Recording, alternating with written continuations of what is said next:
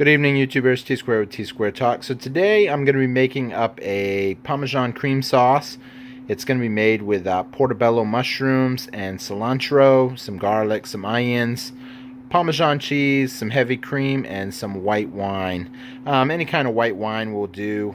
Basically, you're going to cook it down, and you'll leave a lot of the flavor in the sauce, and a lot of the liquid will evaporate out. To do this, I'm going to walk you guys through the process. I'm going to be draping this over some fajita meat, maybe some leftover chicken, and basically simple. I'm going to walk you guys through it. You can use this on anything, whether it be fajita meat, chicken, steak, whatever. The portobello mushrooms they'll complement the steak really well. So let's get started, and we'll show you guys the process. So the first thing we're going to do, we're going to put our heat on medium, and we're going to start heating up a pan. And I'm going to drop in some butter. You can see about how much. It's not precise. That's one of the things. Just, you can rough it in. Basically, all that's going to do is kind of melt in the pan and brown up the garlic and the onions.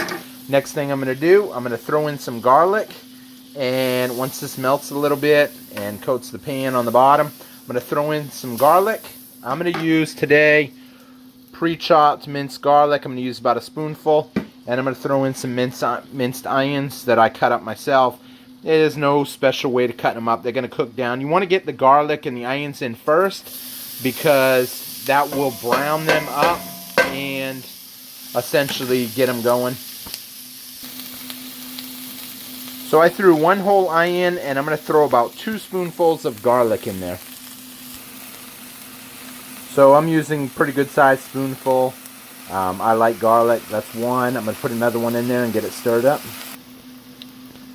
So right now I just have my garlic and my onions on there. The heat's on medium. I'm going to keep stirring it up.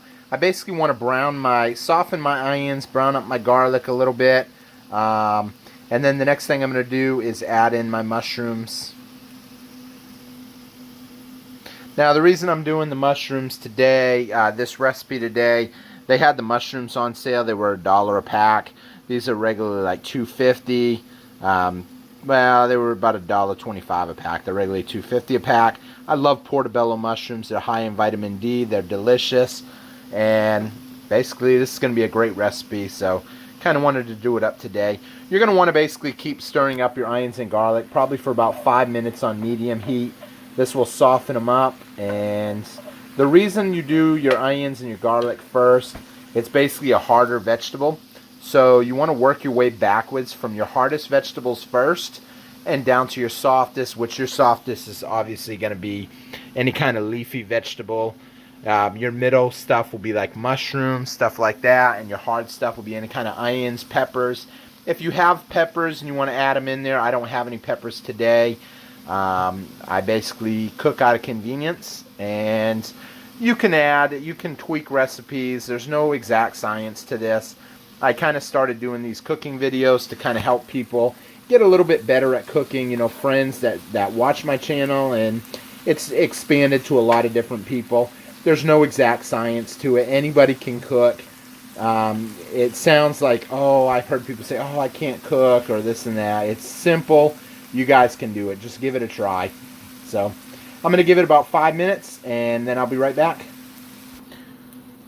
So once you got your onions and garlic kind of browned up a little bit, they're going to continue to cook in here, but we're going to end up pushing it all to one side, and then we're going to end up throwing the mushrooms in there. So I just dropped in 3 boxes of mushrooms. That's basically 36 ounces. Like I said, there's no exact science. If you got 2 boxes, you can put 2 boxes in. You're going to want to cook these down a little bit. These are going to shrink, they're going to get smaller, and it's going to get a whole lot easier to move around. Just keep stirring them. And if you need to, you can add a little bit more butter in there. Anything that's going to help these cook down a little bit. This is going to take a little time to cook these down. You're going to want to mix in your garlic, move everything around, keep everything stirring. Like I said, there's no exact science to this. Anybody can do it. So I'm going to get this all stirred around, let this cook down a little bit, and then I will come right back. Keep your heat on medium because you don't want to burn anything. And it's real simple. It's just going to be a lot of stirring.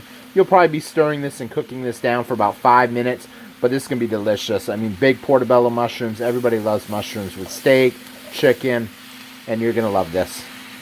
Please, if you have a minute, hit that like button. We're trying to grow the channel. We're trying to do more cooking recipes. We do a lot of different topics. We do investing. We talk about chickens. We raise a lot of our own stuff. So, hope you guys enjoy this video and watch some of our other ones and see what you like. Not every video is going to be for everybody. Some people just like the cooking. Some people just like the investing. And they're not really into other stuff. But usually in the title, you can tell right off what the video is going to be about. And you'll like some and you won't like all. But see you guys in a few minutes once this cooks down.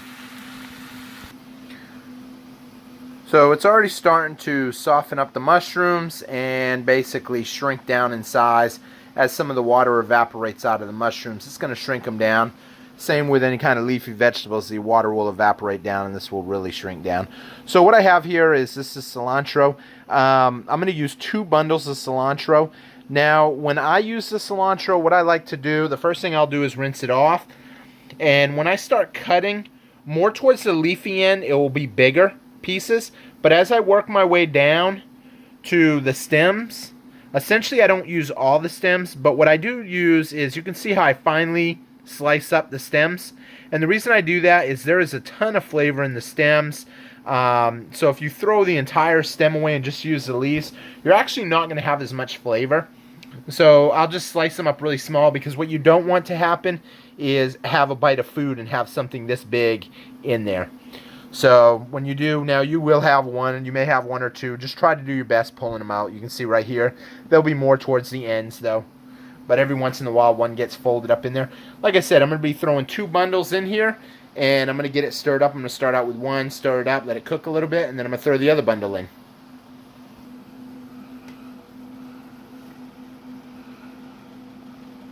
And then I'll start preparing the other bundle while I stir this up. So I'm going to go ahead and I'm going to start getting this all stirred in. Now, I did keep out a few, and the reason I do is I will want to garnish my finished product. You'll do this if you're serving kind of a good meal. You want it to look real pretty, or you're like me and you like to post stuff on Facebook, or you like a really nice thumbnail. I'll keep a few out to garnish the final product. So as you can see, I've been mixing it up. It's still cooking down a little bit. You got some liquid on the bottom, but now I'm going to add a little bit of white wine. So I'm going to get this popped open and I'm going to show you guys the process. Now, like I said before, I'm using this wine right here. You can use any kind of basically white wine that you like. The wine is going to cook down, the water's going to cook out, and it's going to leave the flavor of the wine in the dish. So it's real simple to do. I'm going to open that up. I'm going to put some in and show you guys the process. Now, like I always say, there is no exact science, so I'm just going to add some wine in here. This is going to start cooking out. As you can already see the steam coming. That's probably about a cup worth. And basically, the water's going to evaporate out, and then the flavor will stay in there. I'm going to get this stirred up. I'm actually going to up my heat to about a 7 out of 10. So it's going to be kind of a little over the halfway point. About 3/4 of the way for height. So about a 7 out of 10. And what that's going to do, that's going to speed up the cook time, and essentially I'm going to end up having more of the water evaporate out. Okay guys, so now what I'm going to do, I'm going to lower my heat back down to medium. I've actually lost a lot of the water. Basically I'm going to let my burner die down a little bit to medium. As I swipe this across, you can see there's not a lot of liquid in there, so I know I've cooked down a lot of it. And everything is basically shrunk down. A lot of the liquid is out of stuff. The next thing I'm going to do, I'm going to add in some cream. I'm going to give it about a minute though, just to get my burner down. For cream, I'm going to add about 16 ounces. However, to save money, I do buy a 32-ounce quart. And I guess I'm going to use about half of this. And I'm going to mix that in. Now, this is going to look a little weird when I do this to people that never made a Alfredo sauce from scratch. But it will work out, trust me. So because the cream is cool, this is going to start cooling it down right off the bat. That's about half of the bottle. So I'm going to stir this up and I'll be right back. Okay, so right now I got a low simmer. Everything's been stirred up. The first thing I'm going to do, I'm going to pour this entire bag. This is a 6-ounce bag of shredded Parmesan. We're going to put that in here and get it melted down and keep stirring it. Now the heat is on medium. Once I pour this in and start stirring it, I'm actually going to lower the heat a little bit more. Just to, basically, you don't want it to burn when you start putting the cheese, otherwise it will stick to the bottom of the pan. So I'm going to lower the heat probably to about a 3.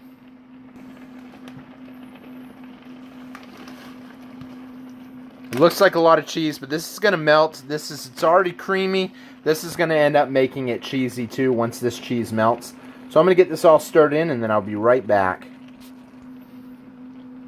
Now, if I had another bag, I would actually use another bag of that cheese, but because all I had was one bag, I'm going to use about a cup of this. This is Kraft Parmesan grated cheese. I'm going to add in pretty much a cup, and I'm going to sprinkle it around. And then I'm going to stir it in there good.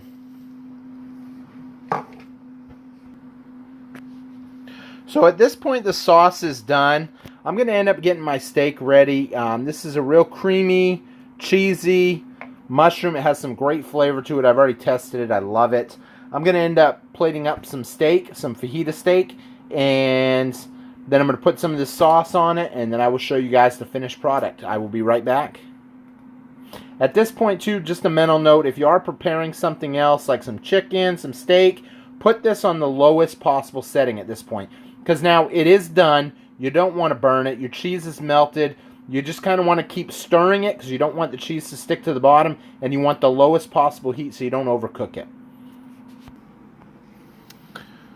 So we got the fajita steak ready. I'm going to go ahead and I'm going to plate this. And like I said, you don't have to overcomplicate any of this. This is not complicated, guys. I guarantee you if you try this recipe out and you watch this while you're doing it, you'll have no trouble. Trust me. And please, if you do make this recipe, leave me a comment. Let me know how it came out. And as always, make sure you please hit that subscribe button to help us out. And leave us a comment and hit that like button. I'm going to show you the finished product here in just a second. As always, guys, this came out amazing. I am going to go ahead and I'm going to dig in.